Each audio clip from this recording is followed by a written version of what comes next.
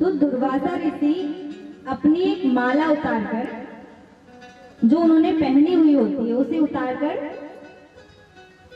इंद्र को देते हैं। अब देखिए, 3 लोग 14 भुवन की गद्दी पर किसे बिठाया गया? इंद्र को।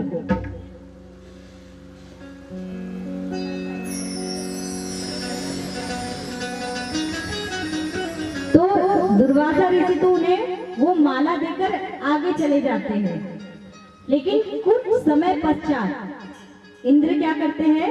वह माला उतारते हैं और रास्ते में फेंक देते हैं, तो वह एक हाथी के सूंड पर जाती है।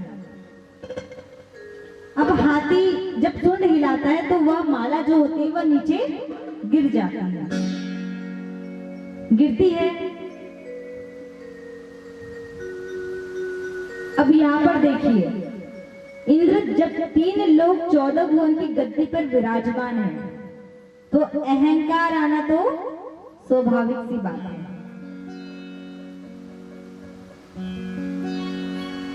इसीलिए कहा जाता है कि जब किसी के पास धन अधिक हो जाए और कुछ ऐसी वैसी हरकत करे ना, तो अचंभित नहीं होना है। क्योंकि मुझे एक बात बताइए, जब विष्णु भगवान की शादी नहीं हुई थी लक्ष्मी माता से, तब वो कहाँ रहते थे?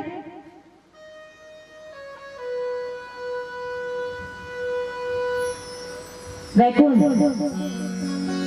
शादी के बाद भगवान कहाँ रहने लगे? क्षीर सागर। रहने की जगह है? किस पर सोते हैं? शयन क्या है उनका? शेषनाग। सोने की जगह है?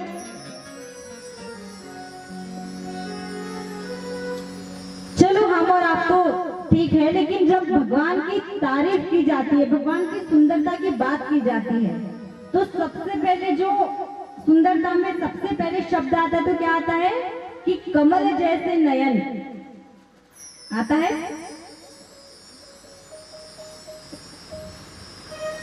तो अगर किसी के पास लक्ष्मी आ जाए और वो कुछ ऐसी वैसी हरकतें करे ना, तो आश्चर्यचकित नहीं होना है, क्योंकि भगवान खुद ऐसी हरकत करने लगे थे। कहते हैं, अंतरमा संबंध ते होत न अचरज कोय। क्या? अंतरमा संबंध ते होत न अचरज कोय, कमल नयन नारायण हूँ रहे सर्प पे सोए। यानी हम और आप तो ठीक है, छोटी छोटी आंखें बोल सकते, दिखा नहीं। भगवान की जब सुंदरता की बात की जाती है तो कमल जैसे नयन। तो इसीलिए कहा जाता है, जब लक्ष्मी के जुड़ने के बाद कोई ऐसी वैसी हरकत करे तो हमें आश्चर्यचकित नहीं होना है, क्योंकि कोई बिल्डर ही होगा जो उस धन संपत्ति शोहरत को संभाल सके।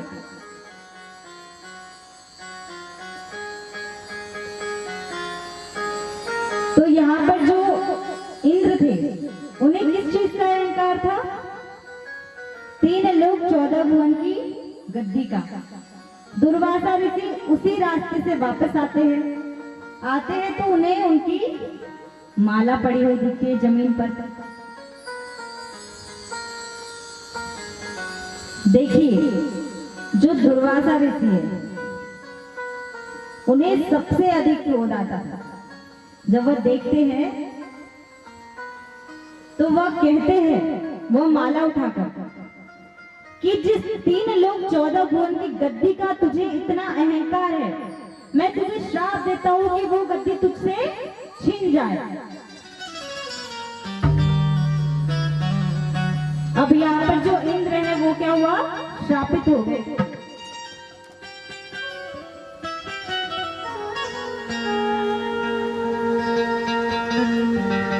अब देखिए, हमारे आसपास भी कुछ ऐसे लोग होते हैं जो कान लगाकर सुनते रहते हैं कि आज उनके घर में क्या बातें हुई, कैसी हुई, क्या बोले।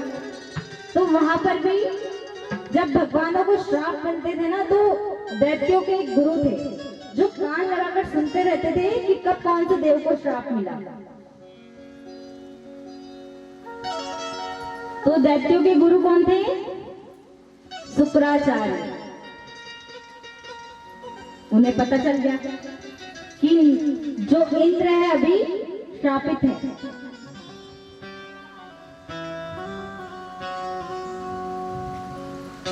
अब यहाँ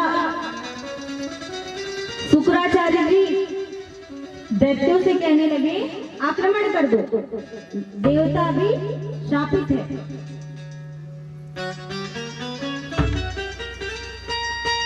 आक्रमण करते हैं। अभी जब देव श्रापित है तो गद्दी उनके हाथ में नहीं है, हार जाते हैं दैत्यों से। तो जो 3 लोग 14 भुवन की जो गद्दी है वह किसके पास चली जाती है? दैत्यों के पास।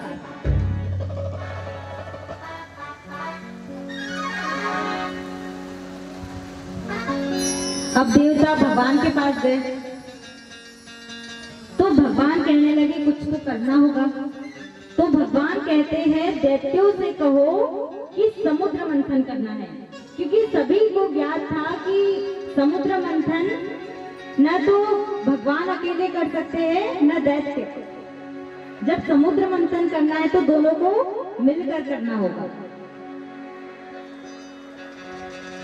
अब समुद्र मंथन की तैयारियां होती है। अब यहाँ पर जब मंथन किया जा रहा है तो मद्राचल पर्वत को समुद्र के बीचों बीच रखा जाता है। वासुकी नाग को रस्सा बनाया जाता है।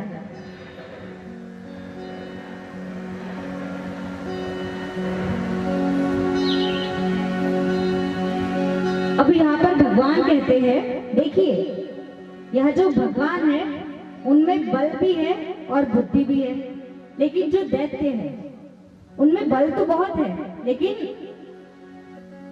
बुद्धि नहीं है। तो यहाँ पर भगवान कहते हैं कि जब समुद्र मंथन प्रारंभ हो तो वहां पर जिद करना कि हमें जो सर्प है वासुकी नाग है जिन्हें रस्सा बनाया गया, तो हम उनके मुख की ओर होंगे, वहां जिद करना। भगवान समझ नहीं पाते। तो जब समुद्र मंथन प्रारंभ होता है तब तो वह देवता लोग कहते हैं, देवतागण कहते हैं कि हम भगवान जो सर्प है उनके मुख की तरफ होते हैं। दैत्य कहने लगे भगवान जो देवता है बड़े चालाक हैं, जरूर कोई कारण होगा। तो दैत्य क्या कहते हैं, अभी 3 लोग 14 भुवन की गद्दी के राजा कौन है? भगवान कहते हैं अभी तो आप हैं। तो बोले हम वासुकी नाग के मुख की ओर होंगे। अब जब अभी राजा वो है तो बात तो माननी पड़ेगी। तो यहाँ पर भगवान वासुकी नाग की पूंछ की ओर होते हैं, जो दैत्य होते हैं वह उनके मुख की ओर होते हैं। अब जब समुद्र मंथन प्रारंभ होता है, वासुकी नाग को खींचा जाता है तो वासुकी नाग के मुख से क्या निकलता है? विष। अब जो विष निकलता है तो कुछ दैत्य तो वहीं पर समाप्त हो गए, उनकी मृत्यु हो गई विष से।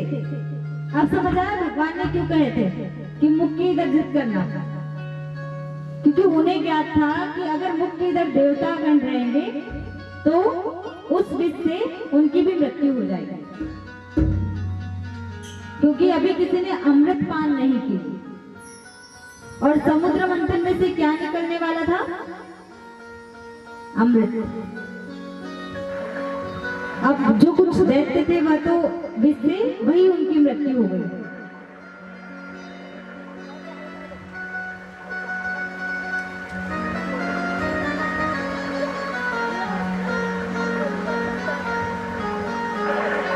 बाकी बच्चे कुछ समुद्र मंथन प्रारंभ करते हैं। तो समुद्र मंथन में से कई सारी चीजें निकलती है, जैसे कामधेनु गाय, और एक प्रण होता है कि जो भी समुद्र मंथन में से निकलेगा वो वापस उसमें नहीं जाएगा। सबसे पहले कामधेनु गाय निकलती है, श्वेत अश्रु घोड़ा निकलता है।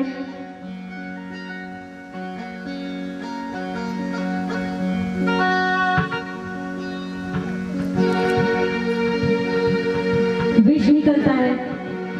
तो भगवान कहने लगे यह विष का क्या करे। तो कहते हैं कि चलते हैं महादेव जी के पास, जाते हैं महादेव जी से कहते हैं कि प्रभु ये विष का क्या करें। विष्णु जी कहते हैं यह विष आपको ग्रहण करना होगा। तब पार्वती माता कहती है ये देव तो बड़े चालाक है, अमृत का पान खुद करेंगे और मेरे स्वामी को विष पिला रहे हैं।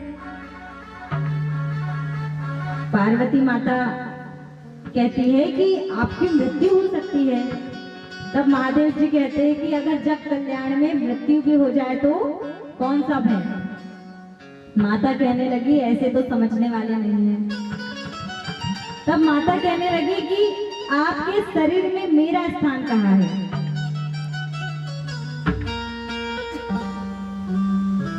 महादेव जी कहने लगे कि आपका स्थान मेरे हृदय में है। तब माता कहने लगी ऐसे में तो आप मेरी भी मृत्यु कर दोगे। जब विष गले से आपके नीचे भी जाएगा, हृदय तक तो जाएगा।